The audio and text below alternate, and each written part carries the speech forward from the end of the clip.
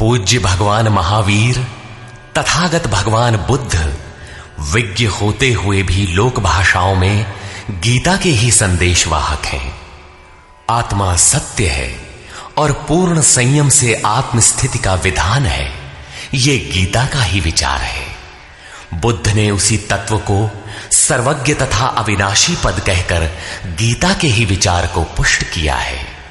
इतना ही नहीं, अपितु विश्व वाडम्मय में धर्म के नाम पर जो कुछ भी सार सर्वस्व है, जैसे एक ईश्वर, प्रार्थना, पश्चाताप, तप इत्यादि गीता के ही उपदेश हैं। वही उपदेश स्वामी श्री अड़गड़ानंद जी के मुखाब से निःसृत यथार्थ गीता कैसेट रूप में मानव मात्र की मुक्ति का दिव्य संदेश बनकर उपस्थित है।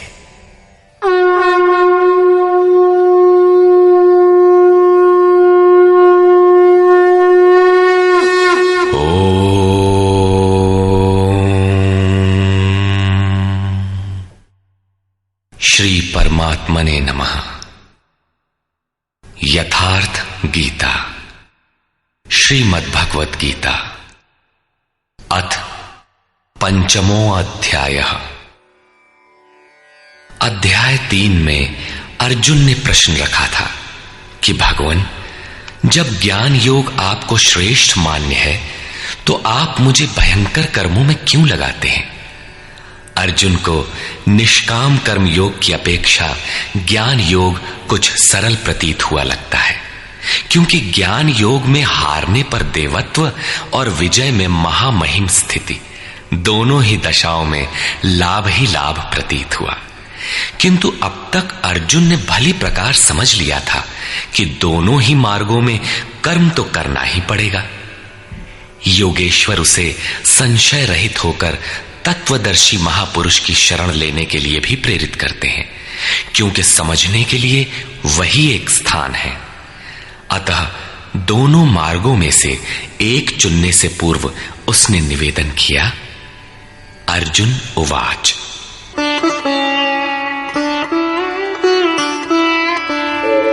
संन्यासं कर्मणां कृष्ण पुनर्योगं च शंससि यच्छ्रेय एतयोरेकं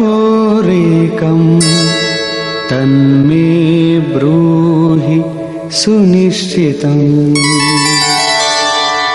हे श्री कृष्ण, आप कभी संन्यास माध्यम से किए जाने वाले कर्म की और कभी निष्काम दृष्टि से किए जाने वाले कर्म की प्रशंसा करते हैं। इन दोनों में से एक जो भली प्रकार आपका निश्चय किया हुआ हो, जो परम कल्याणकारी हो, उसे मेरे लिए कहिए। कहीं जाने के लिए आपको 2 मार्ग बताए जाएं, तो आप सुविधाजनक मार्ग अवश्य पूछेंगे। यदि नहीं पूछते तो आप जाने वाले नहीं हैं। इस पर योगेश्वर श्री कृष्ण ने कहा। श्री भगवान उवाच। संन्यासः कर्मयोगश्च निःश्रेयसकरावुभौ तयोस्तु कर्म संन्यासात् कर्मयोगो विशिष्यते। अर्जुन, संन्यास माध्यम से किया जाने वाला कर्म अर्थात ज्ञान मार्ग से किया जाने वाला कर्म और कर्म योग, निष्काम भावना से किए जाने वाले कर्म, ये दोनों ही परम श्रेय को दिलाने वाले हैं। परंतु इन दोनों मार्गों से संन्यास अथवा ज्ञान दृष्टि से किए जाने वाले कर्म की अपेक्षा निष्काम कर्म योग श्रेष्ठ है। प्रश्न स्वाभाविक है कि श्रेष्ठ क्यों है? ज्ञेयः स नित्य सन्न्यासी यो न द्वेष्टि न कांक्षति निर्द्वन्द्वो हि महाबाहो सुखं बन्धात् प्रमुच्यते। महाबाहु अर्जुन, जो न किसी से द्वेष करता है न किसी की आकांक्षा करता है, वो सदैव सन्यासी ही समझने योग्य है, चाहे वो ज्ञान मार्ग से या निष्काम कर्म मार्ग से ही क्यों ना हो। राग द्वेषादि द्वंद्वों से रहित वो पुरुष सुखपूर्वक भव बंधन से मुक्त हो जाता है।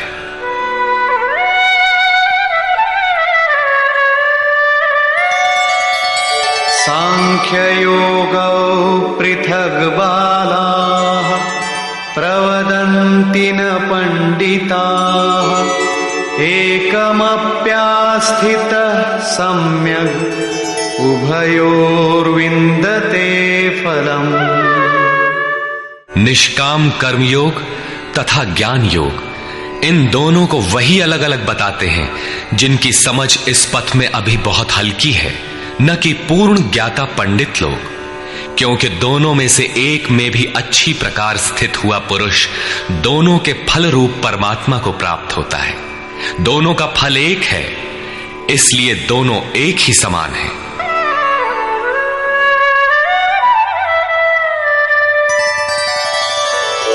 यत् सांख्यैः प्राप्यते स्थानम् तद्योगैरपि गम्यते एकं सांख्यं च योगं च यः पश्यति स पश्यति। जहां सांख्य दृष्टि से कर्म करने वाला पहुंचता है, वहीं निष्काम माध्यम से कर्म करने वाला भी पहुंचता है। इसलिए जो दोनों को फल की दृष्टि से एक देखता है, वही यथार्थ जानने वाला है। जब दोनों एक ही स्थान पर पहुंचते हैं, तो निष्काम कर्मयोग विशेष क्यों? श्री कृष्ण बताते हैं,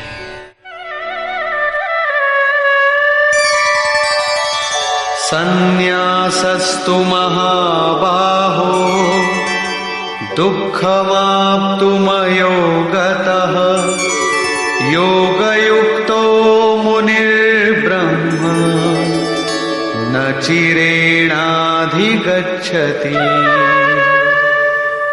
अर्जुन, निष्काम कर्मयोग का आचरण किए बिना संन्यासः का प्राप्त होना दुखप्रद है। जब योग का आचरण प्रारंभ ही नहीं किया तो असंभव सा है। इसलिए भगवत स्वरूप का मनन करने वाला मुनि, जिसकी मन सहित इंद्रियां मौन है, निष्काम कर्मयोग का आचरण करके परब्रह्म परमात्मा को शीघ्र ही प्राप्त हो जाता है। स्पष्ट है कि ज्ञान योग में निष्काम कर्मयोग का ही आचरण करना पड़ेगा, क्योंकि क्रिया दोनों में एक ही है। वही यज्ञ की क्रिया है, जिसका शुद्ध अर्थ है आराधना। दोनों मार्गों में अंतर केवल कर्ता के दृष्टिकोण का है। एक अपनी शक्ति को समझकर हानि लाभ देखते हुए इसी कर्म में प्रवृत्त होता है, और दूसरा निष्काम कर्मयोगी इष्ट पर निर्भर होकर इसी क्रिया में प्रवृत्त होता है। उदाहरणार्थ, एक प्राइवेट पढ़ता है, दूसरा नॉमिनेट। दोनों का पाठ्यक्रम एक ही है, परीक्षा एक है, परीक्षक निरीक्षक दोनों में एक ही है। ठीक इसी प्रकार दोनों के सद्गुरु तत्वदर्शी हैं और एक ही है, केवल दोनों के पढ़ने का दृष्टिकोण भिन्न है। पीछे जैसे श्री कृष्ण ने कहा कि काम और क्रोध दुर्जय शत्रु हैं, अर्जुन इन्हें तू मार। अर्जुन को लगा कि ये तो बड़ा कठिन है, किंतु श्री कृष्ण ने कहा, नहीं, शरीर से परे इंद्रियां हैं, इंद्रियों से परे मन है, मन से परे बुद्धि है, बुद्धि से परे तुम्हारा स्वरूप है। तुम वहां से प्रेरित हो। इस प्रकार अपनी शक्ति को सामने रखकर स्वावलंबी होकर कर्म में प्रवृत्त होना ज्ञान योग है।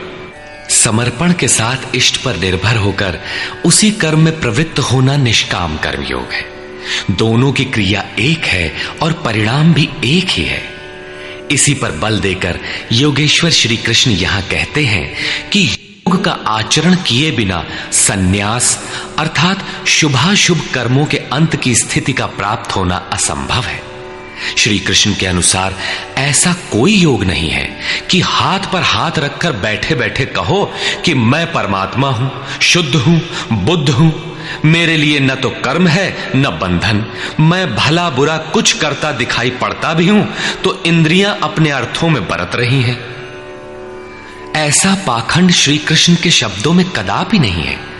साक्षात योगेश्वर भी अपने अनन्य सखा अर्जुन को बिना कर्म की ये स्थिति नहीं दे सके। यदि ऐसा वे कर सकते तो गीता की आवश्यकता ही क्या थी। कर्म तो करना ही पड़ेगा। कर्म करके ही सन्यास की स्थिति को पाया जा सकता है और योग युक्त पुरुष शीघ्र ही परमात्मा को प्राप्त हो जाता है।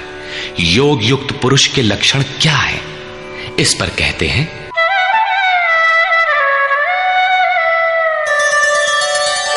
योगयुक्तो विशुद्धात्मा विजितात्मा जितेन्द्रियः सर्वभूतात्मा भूतात्मा कुर्वन्नपि न लिप्यते।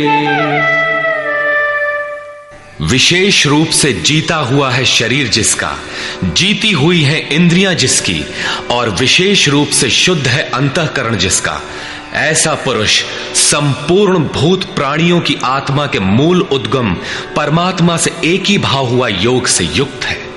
वो कर्म करता हुआ भी उससे लिप्त नहीं होता। तो करता क्यों है? पीछे वालों में परम कल्याणकारी बीज का संग्रह करने के लिए लिप्त क्यों नहीं होता? क्योंकि संपूर्ण प्राणियों का जो मूल उद्गम है, जिसका नाम परम तत्व परमात्मा है, उस तत्व में वो स्थित हो गया। आगे कोई वस्तु नहीं जिसकी शोध करे। पीछे वाली वस्तुएं छोटी पड़ गई तो भला आसक्ति किसमें करे? इसलिए वो कर्मों से आवृत्त नहीं होता। ये योग युक्त की पराकाष्ठा का चित्रण है। पुनः योग युक्त पुरुष की रहनी स्पष्ट करते हैं कि वो करते हुए भी उससे लिप्त क्यों नहीं होता।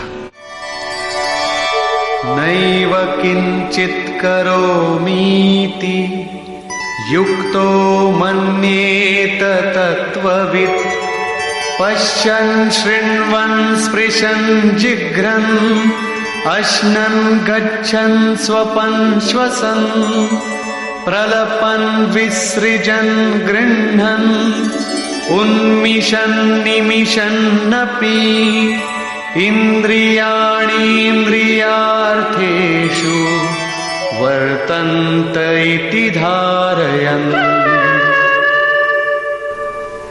परम तत्व परमात्मा को साक्षात्कार सहित जानने वाले योग युक्त पुरुष की ये मन स्थिति अर्थात अनुभूति है कि मैं किंचित मात्र भी कुछ नहीं करता हूं। ये उसकी कल्पना नहीं, बल्कि ये स्थिति उसने कर्म करके पाई है। अब प्राप्ति के पश्चात वो सब कुछ सुनता हुआ, स्पर्श करता, सूंघता, भोजन करता, गमन करता, सोता, श्वास लेता, त्याग करता, ग्रहण करता, आंखों को खोलता और मीचता हुआ भी इंद्रियां अपने अर्थों में बरतती हैं। ऐसी धारणा वाला होता है परमात्मा से बढ़कर कुछ है ही नहीं, और जब उसमें वो स्थित ही है तो उससे बढ़कर किस सुख की कामना से वो किसी का स्पर्श इत्यादि करेगा। यदि कोई श्रेष्ठ वस्तु आगे होती तो आसक्ति अवश्य रहती, किंतु प्राप्ति के बाद अब और आगे जाएगा कहां और पीछे त्यागेगा क्या? इसलिए योग युक्त पुरुष लिप्त नहीं होता। इसी को एक उदाहरण के माध्यम से प्रस्तुत करते हैं। ब्रह्मण्याधाय कर्माणि संगं त्यक्त्वा करोति यः लिप्यते न स पापेन पद्मपत्रमिवाम्भसा। कमल कीचड़ में होता है, उसका पत्ता पानी के ऊपर तैरता है, लहरें रात दिन उसके ऊपर से गुजरती हैं, किंतु आप पत्ते को देखें सूखा मिलेगा। जल की एक बूंद भी उस पर टिक नहीं पाती। कीचड़ और जल में रहते हुए भी वो उससे लिप्त नहीं होता। ठीक इसी प्रकार जो पुरुष सब कर्मों को परमात्मा में विलय करके साक्षात्कार के साथ ही कर्मों का विलय होता है, इससे पूर्व नहीं। आसक्ति को त्याग करके अब आगे कोई वस्तु नहीं, अतः आसक्ति नहीं रहती, इसलिए आसक्ति को त्याग कर कर्म करता है। वो भी इसी प्रकार लिप्त नहीं होता। फिर वो करता क्यों है?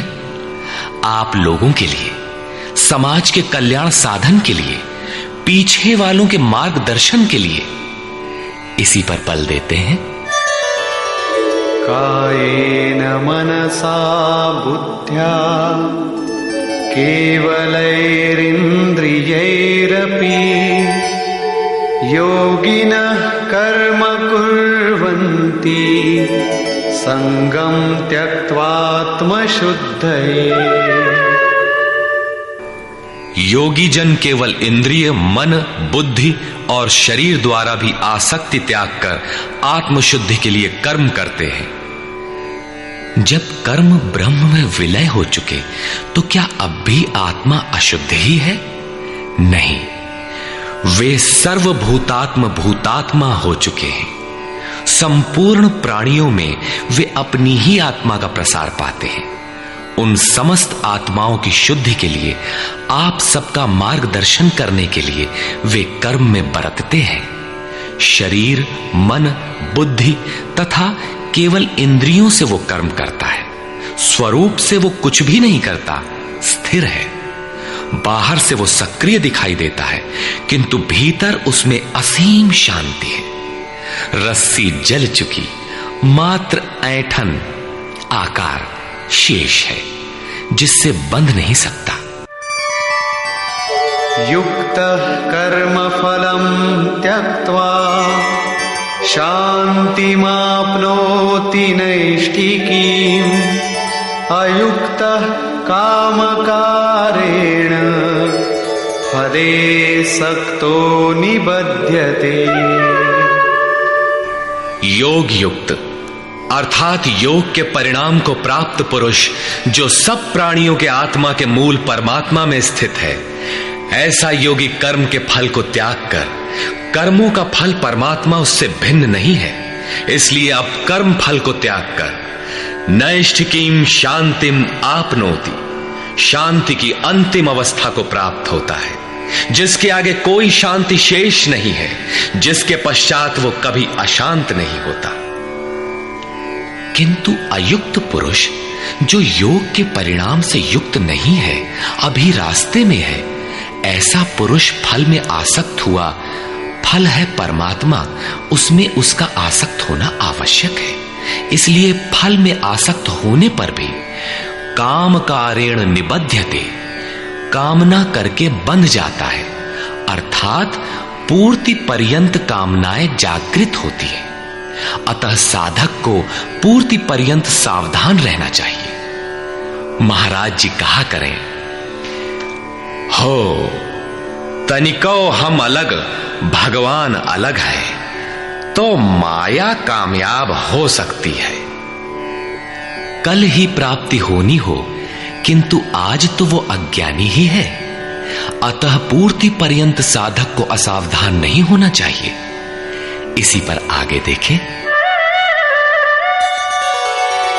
सर्वकर्माणि मनसा सन्न्यस्यास्ते सुखं वशी नवद्वारे पुरे देहि नैव कुर्वन्न कारयन्।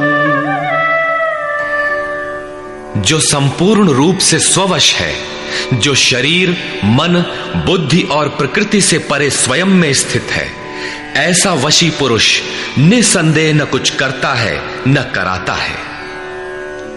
पीछे वालों से कराना भी उसकी आंतरिक शांति का स्पर्श नहीं कर पाता। ऐसा स्वरूपस्थ पुरुष शब्दादि विषयों को उपलब्ध कराने वाले 9 द्वारों, 2 कान, 2 नेत्र, 2 नासिका छिद्र, 1 मुख, उपस्थ एवं पायु वाले शरीर रूपी घर में सब कर्मों को मन से त्याग कर स्वरूपानंद में ही स्थित रहता है। यथार्थतः वो न कुछ करता है और न कराता है। इसी को पुनः श्री कृष्ण दूसरे शब्दों में कहते हैं कि वो प्रभु न करता है न कराता है। सद्गुरु, भगवान, प्रभु, स्वरूपस्थ, महापुरुष, युक्त इत्यादि एक दूसरे के पर्याय हैं। अलग से कोई भगवान कुछ करने नहीं आता। वो जब करता है तो इन्हीं स्वरूपस्थ इष्ट के माध्यम से कराता है। महापुरुष के लिए शरीर मकान मात्र है। अतः परमात्मा का करना और महापुरुष का करना एक ही बात है, क्योंकि वो उनके द्वारा है। वस्तुतः वो पुरुष करते हुए भी कुछ नहीं करता। इसी पर अगला श्लोक देखें। न कर्तृत्वं न कर्माणि लोकस्य सृजति प्रभुः न कर्मफल संयोगम् स्वभावस्तु प्रवर्तते। वो प्रभु न तो भूत प्राणियों के कर्तापन को, न कर्मों को और न कर्म फलों का संयोग ही बैठाता है, बल्कि स्वभाव में स्थित प्रकृति के दबाव के अनुसार ही सभी बरतते हैं। जैसी जिसकी प्रकृति सात्विक, राजसी अथवा तामसी है, उसी स्तर से वो बरतता है। प्रकृति तो लंबी चौड़ी है, लेकिन आपके ऊपर उतना ही प्रभाव डाल पाती है जितना आपका स्वभाव विकृत अथवा विकसित है। प्रायः लोग कहते हैं कि करने कराने वाले तो भगवान हैं, हम तो यंत्र हैं, हमसे वे भला करावें अथवा बुरा। किंतु योगेश्वर श्री कृष्ण कहते हैं कि न वो प्रभु स्वयं करता है, न कराता है, और न वो जुगाड़ ही बैठाता है। लोग अपनी स्वभाव में स्थित प्रकृति के अनुरूप बरतते हैं, भगवान नहीं करते। तब लोग कहते क्यों हैं कि भगवान करते हैं? इस पर योगेश्वर बताते हैं, नादत्ते कस्यचित् पापं न चैव सुकृतं विभुः अज्ञानेनावृतं ज्ञानं तेन मुह्यन्ति जन्तवः। जिसे अभी प्रभु कहा उसी को यहां विभु कहा गया है, क्योंकि वो संपूर्ण वैभव से संयुक्त है। प्रभुता एवं वैभव से संयुक्त वो परमात्मा न किसी के पाप कर्म को और न किसी के पुण्य कर्मों को ही ग्रहण करता है। फिर लोग कहते क्यों हैं? इसलिए कि अज्ञान के द्वारा ज्ञान ढका हुआ है। उन्हें अभी साक्षात्कार सहित ज्ञान तो हुआ नहीं, वे अभी जंतु हैं। मोहवश वे कुछ भी कह सकते हैं। ज्ञान से क्या होता है, इसे स्पष्ट करते हैं। ज्ञानेन तु तदज्ञानम् येषां नाशितमात्मनः तेषामादित्यवज्ज्ञानम् प्रकाशयति तत्परम्।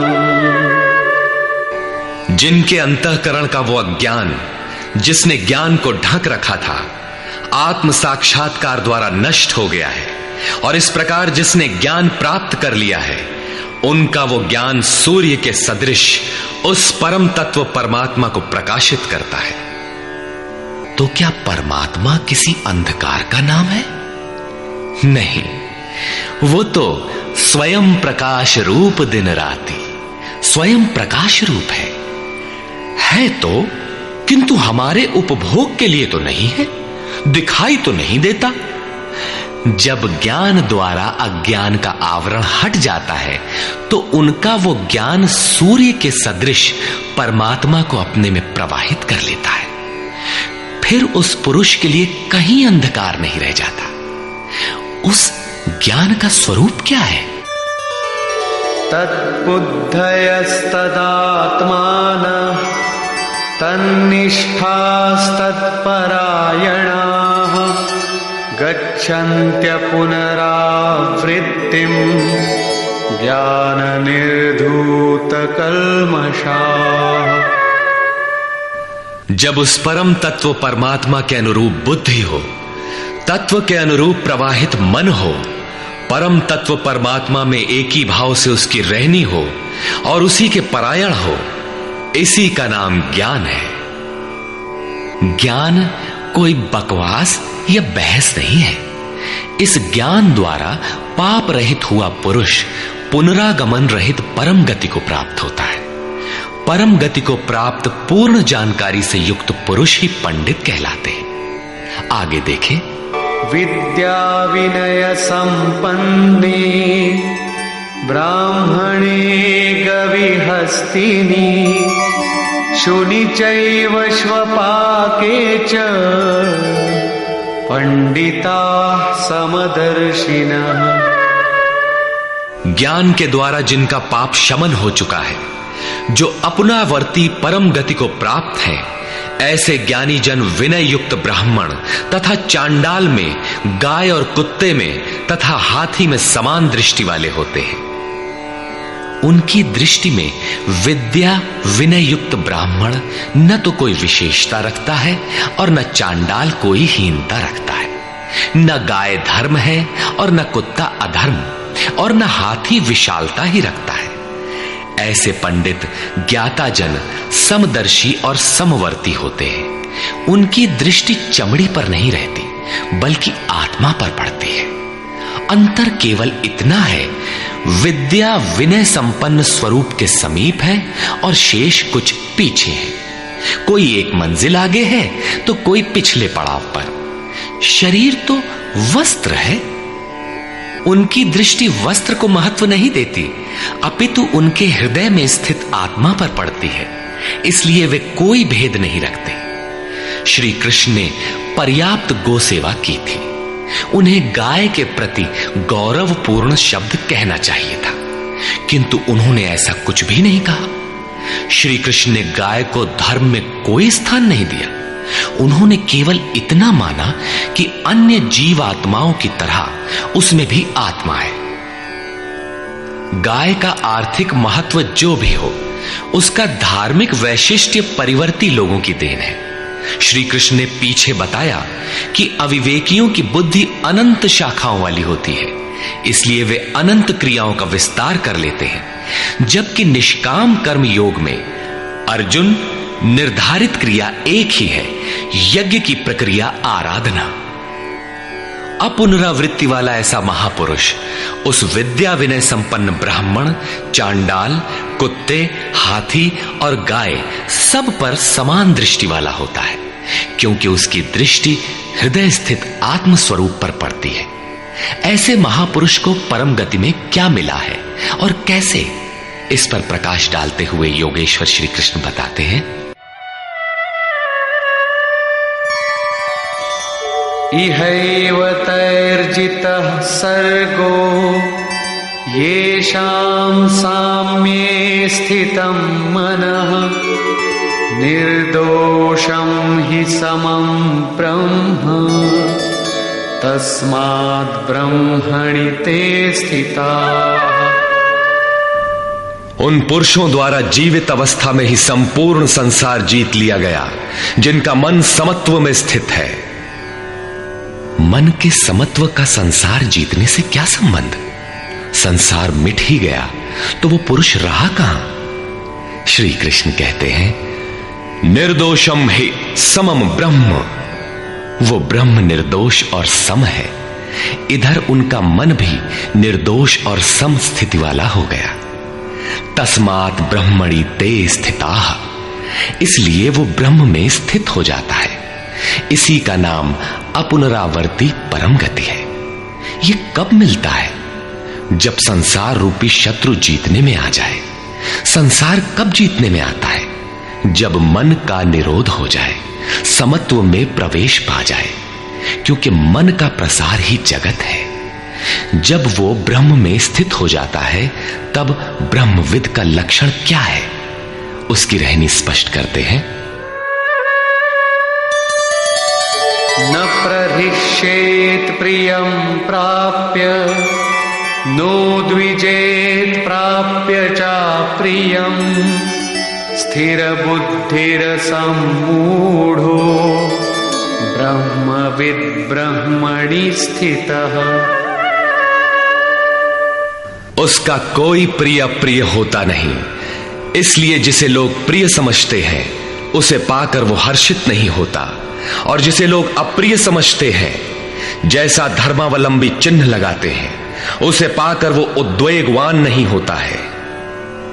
ऐसा स्थिर बुद्धि, असम्मूढ़, संशय रहित ब्रह्मविद, ब्रह्म से संयुक्त ब्रह्मवेत्ता, ब्रह्मणि स्थितः, परात्पर ब्रह्म में सदैव स्थित है। बाह्य स्पर्शेष्वसक्तात्मा विन्दत्यात्मनि यत् सुखम् स ब्रह्मयोगयुक्तात्मा सुखमक्षयमश्नुते। बाहर संसार के विषय भोगों में अनासक्त पुरुष अंतरात्मा में स्थित जो सुख है उस सुख को प्राप्त होता है। वो पुरुष ब्रह्म योग युक्त आत्मा, पर ब्रह्म परमात्मा के साथ मिलन से युक्त आत्मा वाला है। इसलिए वो अक्षय आनंद का अनुभव करता है, जिस आनंद का कभी क्षय नहीं होता। इस आनंद का उपभोग कौन कर सकता है? जो बाहर के विषय भोगों से अनासक्त है। तो क्या भोग बाधक हैं? भगवान श्री कृष्ण कहते हैं, ये हि संस्पर्शजा भोगा दुःखयोनय एव ते आद्यन्तवन्तः कौन्तेय न तेषु रमते बुधः। केवल त्वचा ही नहीं, सभी इंद्रियां स्पर्श करती हैं। देखना आंख का स्पर्श है, सुनना कान का स्पर्श है। इसी प्रकार इंद्रियों और विषयों के संयोग से उत्पन्न होने वाले सभी भोग यद्यपि भोगने में प्रिय प्रतीत होते हैं, किंतु निसंदेह वे सब दुख योनयः, दुखद योनियों के ही कारण हैं। ये भोग ही योनियों के कारण हैं। इतना ही नहीं, वे भोग पैदा होने और मिटने वाले हैं, नाशवान हैं। इसलिए कौन्तेय, विवेकी पुरुष उनमें नहीं फंसते। इंद्रियों के इन स्पर्शों में रहता क्या है? काम और क्रोध, राग और द्वेष। इस पर श्री कृष्ण कहते हैं, शक्नोति हैव यः सोढुम् प्राक्शरीरविमोक्षणात् कामक्रोधोद्भवम् वेगम् स युक्तः स सुखी नरः। इसलिए जो मनुष्य शरीर के नाश होने से पहले ही काम और क्रोध से उत्पन्न हुए वेग को सहन करने में, मिटा देने में सक्षम है, वही न रमन करने वाला है। वही इस लोक में योग से युक्त है और वही सुखी है। जिसके पीछे दुख नहीं है, उस सुख में अर्थात परमात्मा में स्थिति वाला है। जीते जी ही इसकी प्राप्ति का विधान है, मरने पर नहीं। संत कबीर ने इसी को स्पष्ट किया, अवधू जीवत में कर आशा। तो क्या मरने के बाद मुक्ति नहीं होती? वे कहते हैं, मुए मुक्ति गुरु कहे स्वार्थी, झूठा दे विश्वासा। यही योगेश्वर श्री कृष्ण का कथन है कि शरीर रहते मरने से पहले ही जो काम क्रोध के वेग को मिटा देने में सक्षम हो गया, वही पुरुष इस लोक में योगी है, वही सुखी है। काम क्रोध बाह्य स्पर्श ही शत्रु है, इन्हें आप जीते। इसी पुरुष के लक्षण पुनः बता रहे हैं, योऽन्तः सुखोऽन्तरारामः तथान्तर्ज्योतिरेव यः स योगी ब्रह्मनिर्वाणम् ब्रह्मभूतोऽधिगच्छति। जो व्यक्ति अंतरात्मा में ही सुख वाला, अंतरारामः, अंतरात्मा में ही आराम वाला, तथा जो अंतरात्मा में ही प्रकाश वाला, साक्षात्कार वाला है, वही योगी ब्रह्मभूत, ब्रह्म के साथ एक होकर ब्रह्म निर्वाणम, वाणी से परे ब्रह्म, शाश्वत ब्रह्म को प्राप्त होता है। अर्थात पहले विकारों, काम क्रोध का अंत, फिर दर्शन, फिर प्रवेश। आगे देखें, लभन्ते ब्रह्म निर्वाणम् ऋषयः क्षीणकल्मषाः छिन्नद्वैधायतात्मानः सर्वभूतहिते रताः। परमात्मा का साक्षात्कार करके जिनका पाप नष्ट हो गया है, जिनकी दुविधाएं नष्ट हो गई हैं, संपूर्ण प्राणियों के हित में जो लोग लगे हुए हैं, प्राप्ति वाले ही ऐसा कर सकते हैं। जो स्वयं गड्ढे में पड़ा है वो दूसरों को क्या बाहर निकालेगा। इसलिए करुणा महापुरुष का स्वाभाविक गुण हो जाता है। तथा यतात्मानः, जितेंद्रिय ब्रह्मवेत्ता पुरुष शांत पर ब्रह्म को प्राप्त होते हैं, उसी महापुरुष की स्थिति पर पुनः प्रकाश डालते हैं। काम क्रोध वियुक्तानां यतीनां यतचेतसाम् अभितो ब्रह्म निर्वाणं वर्तते विदितात्मनाम्।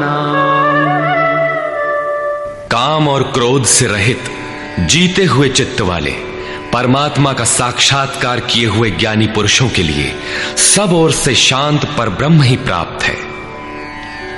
बार बार योगेश्वर श्री कृष्ण उस पुरुष की रहनी पर बल दे रहे हैं जिससे प्रेरणा मिले। प्रश्न लगभग पूर्ण हुआ। अब वे पुनः बल देते हैं कि इस स्थिति को प्राप्त करने का आवश्यक अंग श्वास प्रश्वास का चिंतन है।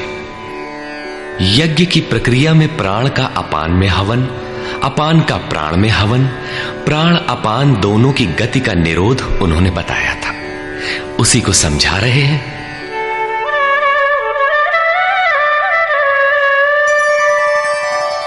स्पर्शान् कृत्वा बहिर्बाह्यान् चक्षुश्चैवान्तरे भ्रुवोः प्राणापानौ समौ कृत्वा नासाभ्यन्तरचारिणम्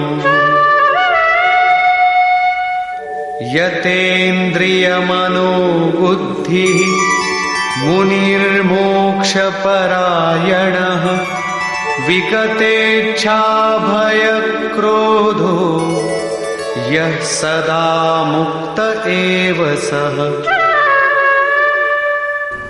अर्जुन, बाहर के विषयों दृश्यों का न चिंतन करते हुए उन्हें त्याग कर नेत्रों की दृष्टि को भ्रिकुटी के बीच में स्थिर करके, भ्रुवोः अंतरे का ऐसा अर्थ नहीं कि आंखों के बीच या भावों के बीच कहीं देखने की भावना से दृष्टि लगाएं।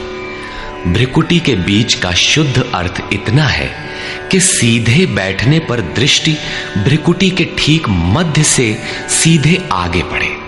दाहिने बाएं इधर उधर चकपक न देखें। नाक की डाणी पर सीधी दृष्टि रखते हुए नासिका के अंदर विचरण करने वाले प्राण और अपान वायु को सम करके, अर्थात दृष्टि तो वहां स्थिर करो और सुरत को श्वास में लगा दो कि कब श्वास भीतर गई, कितनी रुकी। लगभग आधा सेकंड रुकती है, प्रयास करके न रोकें। कब श्वास बाहर निकली, कितनी देर तक बाहर रही। श्वास में उठने वाली नाम ध्वनि सुनाई पड़ती रहेगी। इस प्रकार श्वास प्रश्वास पर जब सुरत टिक जाएगी तो धीरे धीरे श्वास अचल स्थिर ठहर जाएगी, सम हो जाएगी। न भीतर से संकल्प उठेंगे और न बाह्य संकल्प अंदर टकराव कर पाएंगे।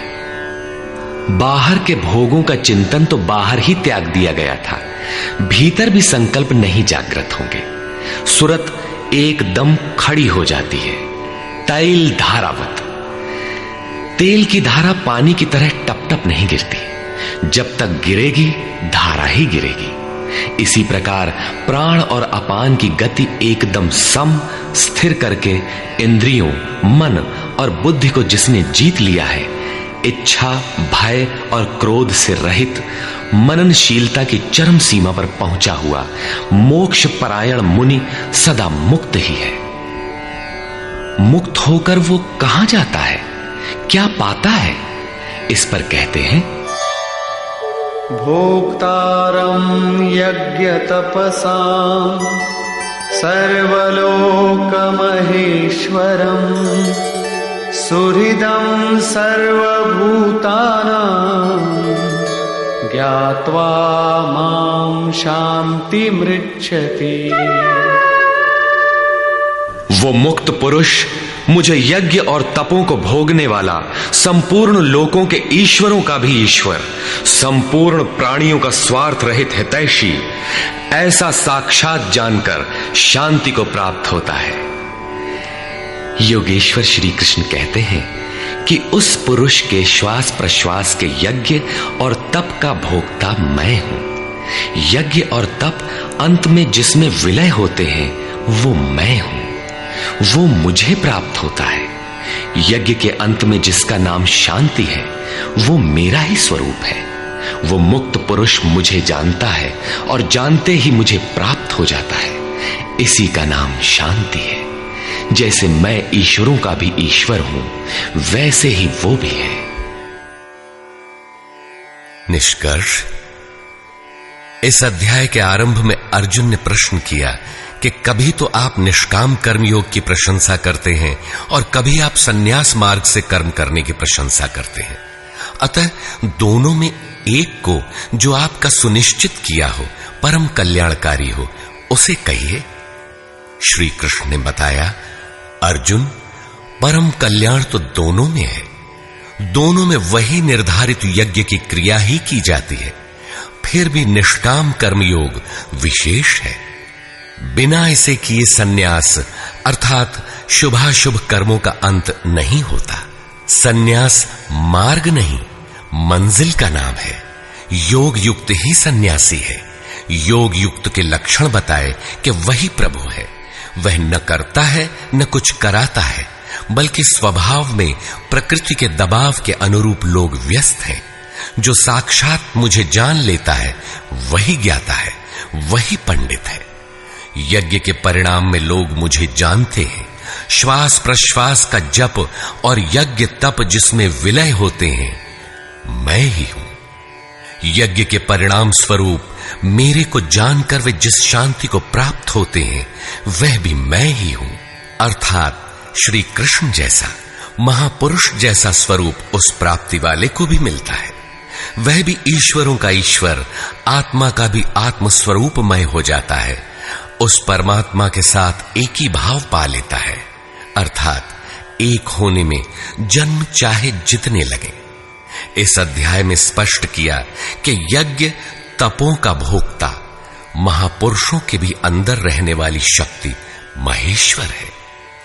अतः ओम तत्सदिति श्रीमद्भगवद्गीता सूपनिषत्सु ब्रह्म विद्यायाम योग शास्त्रे श्री कृष्णार्जुन संवादे यज्ञ भोक्ता महापुरुषस्त महेश्वरः नाम पंचमोऽध्यायः। इस प्रकार स्वामी अड़गड़ानंद कृत श्रीमद् भगवद गीता के भाष्य यथार्थ गीता का 5वां अध्याय पूर्ण होता है। हरि ओम तत्सत।